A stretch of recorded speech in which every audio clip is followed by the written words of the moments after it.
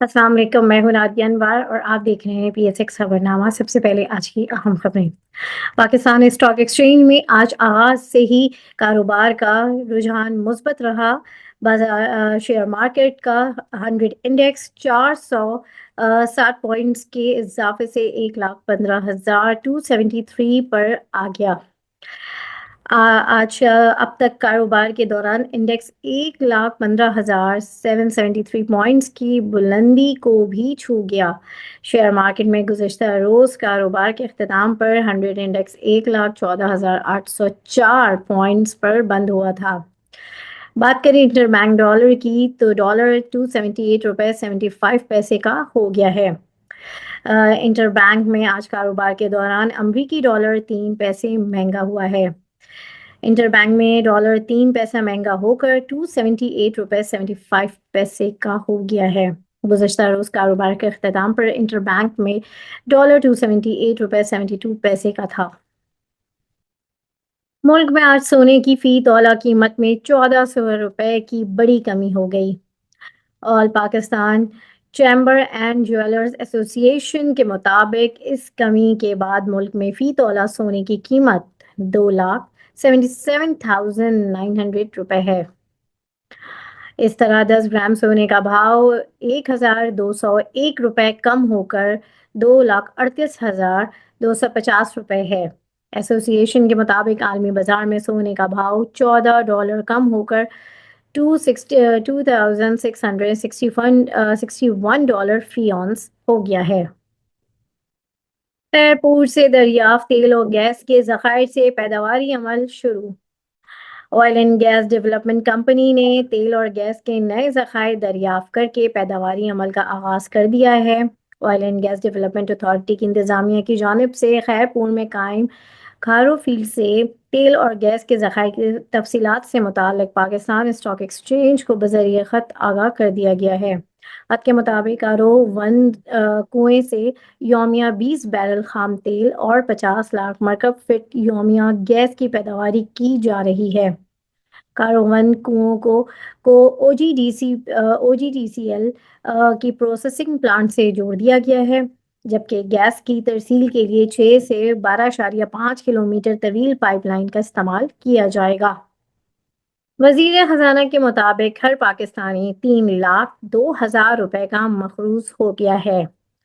मईशत के हजूम के लिहाज से अवामी कर्ज जून 2023 में 74.8% से कम होकर जून 2024 में 67.2% रह गया है। स्पेशल इन्वेस्टमेंट फैसिलिटी काउंसिल की काविशों से LPG की कीमतों में कमी का इम्कान है। SIFC की मामनत से गैर फाल Jamshoro joint venture limited plant को बहाली करने के मंसूबे पर अमल किया जा रहा है, जो तवानाई के शोबे की तरक्की और खुशहाली की SIFC की अवलीन तरजीहात का हिस्सा है। कराची चैम्बर का कहना है कि शहर कायद में 12 घंटे की लोड शेडिंग ने छोटे कारोबारी इदारों की बका खतरे में डाल दी है। Karachi chamber of commerce and industry के सदर मोहम्मद जावेद ने के इलेक्ट्रिक को शदीद तनकीद निशाना बनाते हुए वफाकी हुकूमत पर जोर दिया है कि वो इस अहम मामले में मदाखलत करे, क्योंकि हुकूमत की जानिब से बिजली के बिलों में रिलीफ फराहम करने की तमाम कोशिशें सिर्फ के इलेक्ट्रिक की बेलगाम लोड शेडिंग की वजह से दांव पर लग गई हैं। ये थी अब तक की अहम खबरें। अब चलते हैं अपने नेक्स्ट सेगमेंट की तरफ, जो कि है question answers with expert. Welcome जी, welcome to our next segment, जो कि है क्वेश्चन आंसर विद एक्सपर्ट। और यहाँ हमारे साथ मौजूद हैं मोहसिन हसन साहब, जो कि हैं टॉप लाइन सिक्योरिटीज़ में हेड ऑफ कमोडिटीज़। तो उनसे हम जानेंगे इंटरनेशनल मार्केट के हवाले से, और वो हमें बताएंगे टेक्निकली जो आपके सवालात हैं उनको जो है उन स्टॉक को टेक्निकली जो है वो ब्रीफ करेंगे, और मार्केट के हवाले से भी हम पूछेंगे कि टेक्निकली क्या है। तो चलिए उन्हें वेलकम करते हैं। अस्सलाम वालेकुम सर। अस्सलाम वालेकुम जी, कैसे हैं? खैरियत से? अल्हम्दुलिल्लाह सर, आप कैसे हैं? अल्हम्दुलिल्लाह। जी। सर, सबसे पहले तो मैं चाहूंगी कि एक इंटरनेशनल मार्केट के ऊपर जो है एक ओवरव्यू आप अपना दें, देन उसके बाद फिर हम बात करते हैं फर्दर। अच्छा जी, इंटरनेशनल मार्केट के हवाले से अगर आप देखें तो वही मेटल्स अपने एक पॉजिटिव थोड़ी सी करेक्शन, एक पुल बैक देखने में आया था कल। और उसके बाद मार्केट्स जो है वो रिकवर हुई हैं, मेटल्स खास तौर पर रिकवर हुए हैं आज सुबह हम्म। और अपने हाईस के ऊपर ट्रेड कर रहे थे। अभी बस कुछ मिनट्स के अंदर जो है वो इनके इन्फ्लेशन के नंबर्स आने यूएस के, जो कि बेसिकली इनका मॉनेटरी पॉलिसी का रेट जो पाथ है बेसिकली गोइंग फॉरवर्ड उसको काफी एक तरह से बताएंगे कि अगर देखें इन्फ्लेशन कूल डाउन होती है तो फिर हम मार्च के अंदर जो है 25 बेसिस पॉइंट का रेट कट देख सकते हैं। इन केस अगर इन्फ्लेशन कंट्रोल नहीं होती तो फिर जो है वो प्रोबेबिलिटी काफी ज्यादा कम हो जाएगी मार्च के अंदर भी रेट कट की। तो वो फिर मेटल्स के ऊपर एक नेगेटिव इम्पैक्ट आएगा उससे, और डॉलर इंडेक्स जो है वो अपना जो एक पॉजिटिव बुल रन है वो कंटिन्यू करेगा। सही, बिल्कुल। अच्छा सर, और गोल्ड के हवाले एक से भी चीज जरा बस, बता दें। जी। किसके हवाले से? Gold, gold. अच्छा जी, गोल्ड का देखिए, गोल्ड के हवाले से अगर देखें तो इस वक्त की की लेवल्स जो गोल्ड के हैं वो 2656 से 2675 का एरिया, ये एक सपोर्ट डिमांड जोन कह सकते हैं या सपोर्ट जोन बना हुआ है गोल्ड का। हम्म। जब तक गोल्ड इस 2656 एंड 2675 के ऊपर स्टेबल है तो डिप पे बाइंग है गोल्ड की, और हम्म। टारगेट जो है अराउंड 2730 से 2760 का एरिया। और बिलो 2656 का अगर ब्रेकआउट होता है नीचे की तरफ और सपोर्ट ब्रेक होती है, उसकी नीचे स्टेबिलिटी आती, तो फिर अभी रिसेंट लोज जो गोल्ड के थे 2625 2620 के रीजन को वो टारगेट करेगा गोल्ड। लास्ट ईयर अगर हम सही। देखें ऑयल की प्राइसेस में, देखें ऑयल के अंदर एक सिग्निफिकेंट बुलिश ब्रेकआउट आया था। हम्म। और उसकी वजह एक तो ये है कि रशिया के ऊपर जो सैंक्शन लगी थी, उसके अलावा जो इम्पोर्टेंट एक चीज थी कि जो जो बाइडेन ने जो है अभी कुछ जो इनकी शेल ऑयल की एक्सट्रैक्शन थी, जो ड्रिलिंग के हवाले से उन्होंने उसके ऊपर कुछ पाबंदियां लगाई हैं कि ट्रम्प जो कि ट्रम्प के आने के बाद उन पे से पाबंदी हटाना मुश्किल होगा, जिसके लिए जो जैसे कि ट्रम्प ने प्लान किया था कि आके ड्रिलिंग को और यूएस ऑयल प्रोडक्शन को बढ़ाएंगे वो, तो उसको थोड़ा सा सेटबैक मिला है। ये फैक्टर्स थे कुछ जिसकी वजह से ऑयल की प्राइसेस बढ़ी हैं। तकरीबन 3 से 4 महीने ऑयल ने कंसोलिडेट किया एक रेंज के अंदर 72 के ऊपर। जब तक ऑयल है तो ऑयल के अंदर हम इसको बुलिश ही स्टांस रखेंगे। अपसाइड पे 81 से 84 का एरिया ये टारगेट कर सकते हैं, और कंडीशन ये है कि 72 के ऊपर स्टेबिलिटी रहे। Pulls back, up and down pull backs तो जरूर आते रहेंगे, लाइक अराउंड 76 74 ये एरिया टेस्ट हो सकता है, और बट ओवरऑल 72 के ऊपर ऑयल के अंदर तेजी है। सही। अच्छा सर, यहाँ पर हम जो है यहाँ पे आपके लिए कुछ सवालात हैं, उसमें सबसे पहले जो है एफएफएल की टारगेट प्राइस के हवाले से हम डिस्कशन कर लेते हैं। अच्छा जी, इसको जी। हम देख लेते हैं।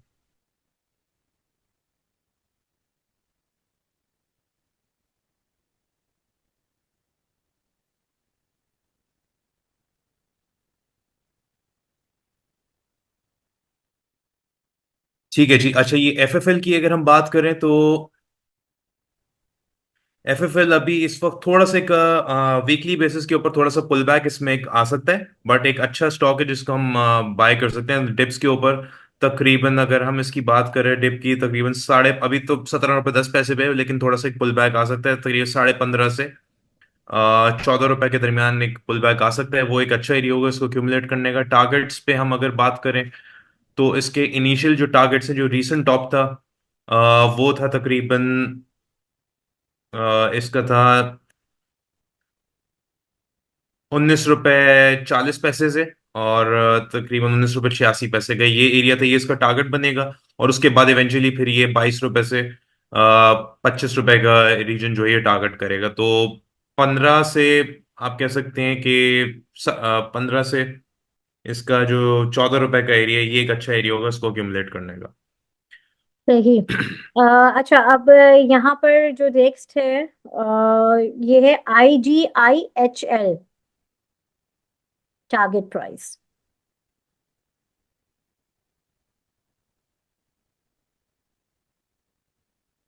अच्छा जी, IGHIL की अगर हम बात करें, पॉजिटिव इसमें है अपने ये, और पॉजिटिव चैनल के ऊपर ही ट्रेड कर रहा है जब तक 157, और अगर ओवरऑल हम देखें 140 138 का जो एरिया है इसके ऊपर स्टेबल है तो हम इसको बाय ऑन डिप का स्टांस ही रखेंगे। अप साइड पे इसका टारगेट एरिया है 188 से तकरीबन अराउंड 200 का एरिया। अगर उसके ऊपर ब्रेकआउट करके रुकता है तो फिर अप साइड पे मजीद इसकी एक्सटेंशन बढ़ेगी, 218 रुपए 222 रुपए इसके टारगेट्स होंगे। कंडीशन ये है कि अपनी इस ट्रेंड लाइन कॉर्नर करे जो कि अराउंड 158 के आसपास बन रही है, 158 160 इस रीजन के ऊपर अगर ये स्टेबल रहता है, और उसके बाद 140 इसका होगा। अगर वन वन ये ट्रेंड लाइन ब्रेक करके नीचे स्टेबल रहता है, 150 को हो सकता है, 140 को एक दफे टेस्ट करे। बट ओवरऑल जब तक इस ट्रेंड लाइन के ऊपर है, इसके टारगेट्स इनिशियली तो 188 से 200 का एरिया है, और उसके बाद जो एक्सटेंशन है वो 218 222 रुपए ये बनता है। सही। नेक्स्ट जो है वो है एच कार।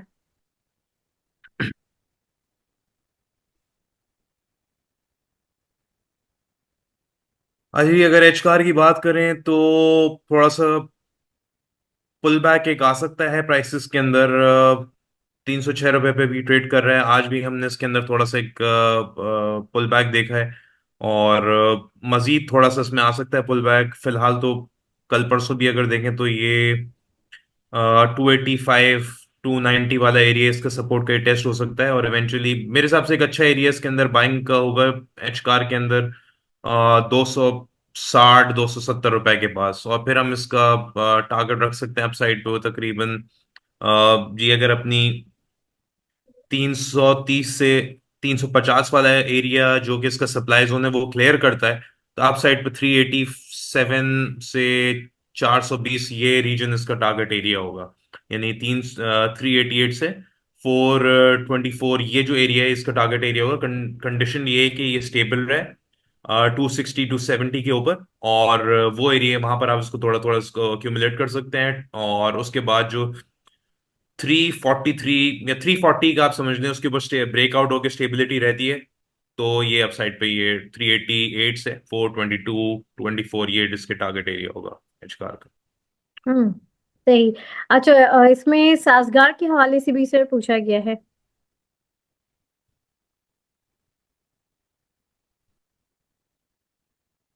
अच्छा देखिए, साजगार मेरे हिसाब से तो साजगार के अंदर थोड़ी सी करेक्शन आनी चाहिए गोइंग फॉरवर्ड। साजगार काफी एक एक्सपोनेंशियली बड़ा है स्टॉक, बहुत अच्छी खासी इसके अंदर ग्रोथ हुई है। हम्म। बट ऑब्वियसली एक गोइंग फॉरवर्ड अगर हम इसको देखते हैं थोड़ा सा मिड टर्म या लाइक लॉन्ग टर्म के लिए, तो उसमें एक पुल बैक आना चाहिए।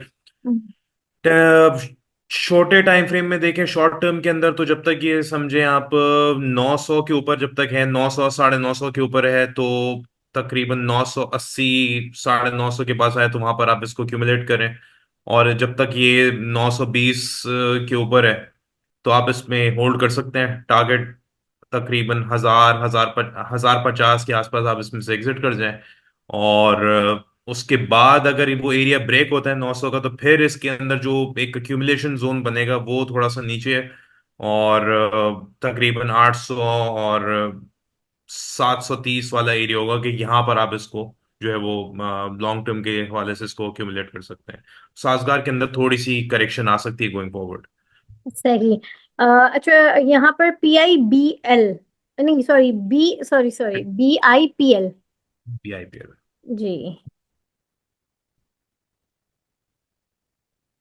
अच्छा जी, बैंक इस्लामी की अगर बात करें, एक रेंज ट्रेड एक रेंज के अंदर काफी अरसे से चल रहा है स्टॉक। अगर हम इसको वीकली टाइम फ्रेम पे भी देखें तो ये रेंज के अंदर बिल्कुल ट्रेड कर रहा है, तो हम इसको रेंज प्ले कर सकते हैं जब तक ये स्टॉक जो है वो 19 रुपए 20 रुपए से 19 रुपए 20 पैसे से 20 रुपए की रेंज नीचे की है इसकी। हम्म। और अपसाइड पे अगर इसकी रेंज देखें तो 26 रुपए से 27 रुपए, तो इस रेंज को प्ले कर सकते हैं वीकली बेसिस पे, तो ये पॉजिटिव है। और और इसको हम थोड़ा सा शॉर्टर टाइम फ्रेम पे आ जाते हैं तो तकरीबन ये आप कह सकते हैं कि तकरीबन 21 रुपए 20 रुपए 50 पैसे के आसपास है, वहां पर आप इसको बाय कर सकते हैं।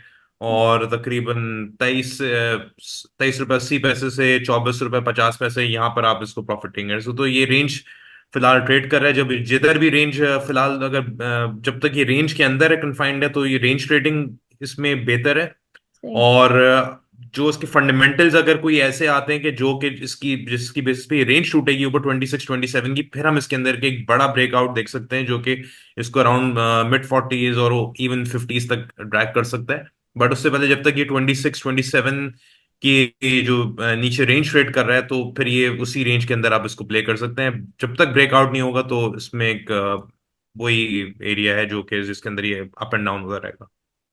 सही। अच्छा सर, नेक्स्ट जो है वो AGP।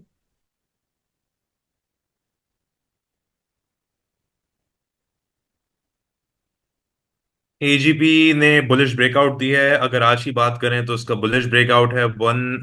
इसने अपना जो है वो वेज वेज ब्रेक किया है। और इसमें अगर हम बात करें तकरीबन इसमें मजीद यहाँ से अगर गुंजाइश है 201 से तकरीबन 212-13 तक इसमें पोटेंशियल है इमीडिएटली बढ़ने की। और ओवरऑल अगर हम देखें जब तक ये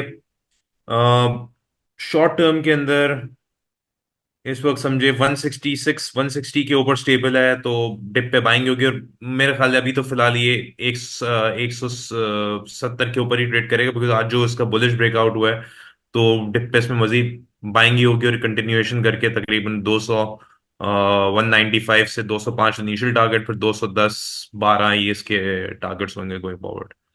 सही। और फिर इस पीआरएल और एटीआरएल के हवाले से बताएं, फिर उसके बाद आपकी टॉप पिक्स की तरफ हम जाएंगे। अच्छा जी, पीआरएल ने फिलहाल तो पॉजिटिव ही अपने डिमांड जोन से बाउंस हुआ है पीआरएल। और जो उसका डिमांड जोन था वो है 35 रुपये 50 पैसे से लेके 37.7 का ये इसका डिमांड जोन था।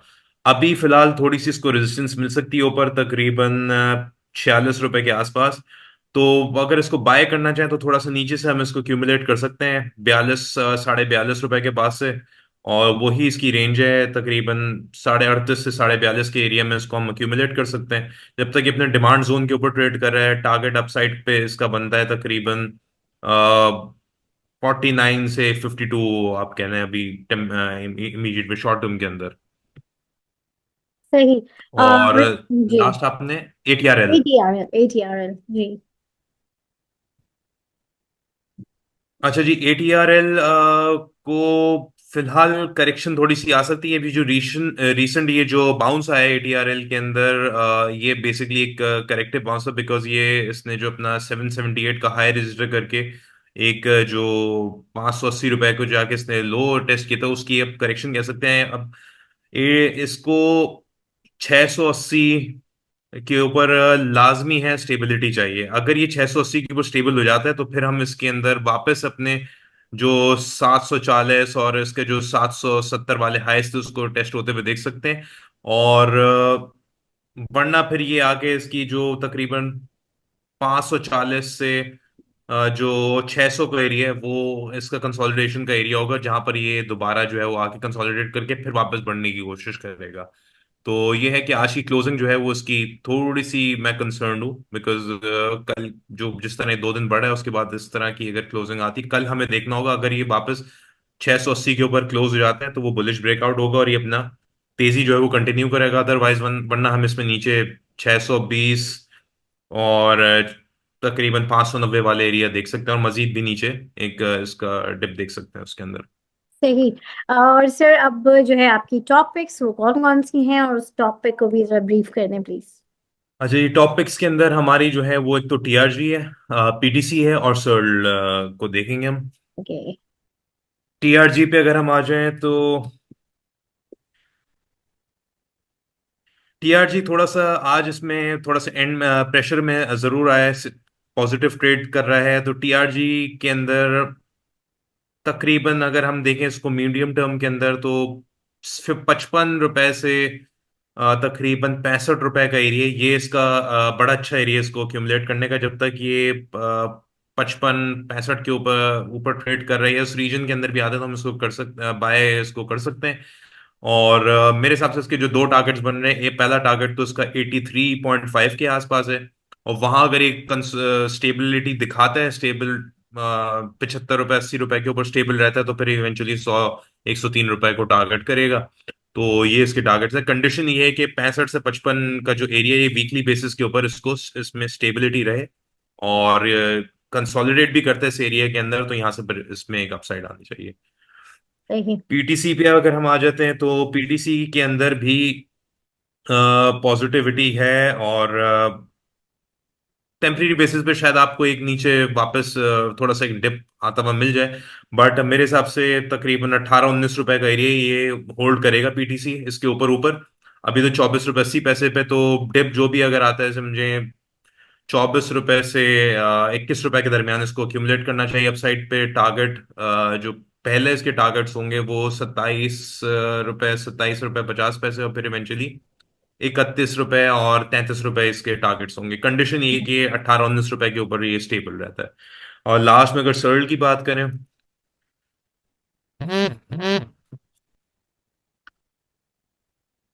सर्ल ने आज जो है अपनी जो इसकी ट्रेंड लाइन टेस्ट करके एक वापस पुल बैक दिया है, तो थोड़ा सा डिप आ सकता है सर्ल के अंदर। बट सर्ल ओवरऑल जब तक समझें, छोटे टाइम फ्रेम्स में अगर हम देखें तो 92 रुपए पे इसकी एक अच्छी सपोर्ट बनी हुई है।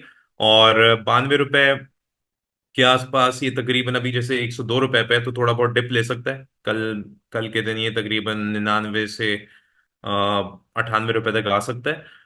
वो एक होगा जब तक 92 के ऊपर ऊपर हम इस पे बाय पे चांस ले सकते हैं। 92 अगर ब्रेक हो तो मोस्ट प्रॉब्ली शायद थोड़ा सा मजीद एक डिप आए। लेकिन ये इसका एक अच्छा जो एरिया है वो तकरीबन समझे 75 रुपए से 85 रुपए का एरिया है, जो कि इसको मेरे हिसाब से यहाँ पर करना चाहिए एक्यूमुलेट। और फिर इवेंचुअली जो इसके टारगेट्स होंगे 114 रुपए से 125 रुपए, ये टारगेट करेगा। तो यहाँ तक इसमें रूम है। वक्ती तौर पर थोड़ा सा पुल बैक तो मार्केट के ऊपर डिपेंडेंट है, जाहिर है एक चीज बढ़ी है काफी तेजी से, तो वो उसमें पुल बैक्स तो एक नॉर्मल है मार्केट के, तो वो बट अच्छा एक एरिया होगा उसका 75 रुपए 85 पैसे, वो 85 रुपए का। यहाँ पर आप इसको सोल्ड को बाय करें।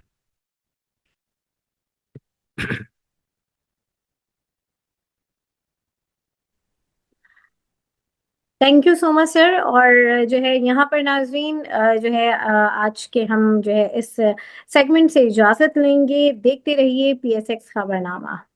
अल्लाह हाफिज। Thank you ji.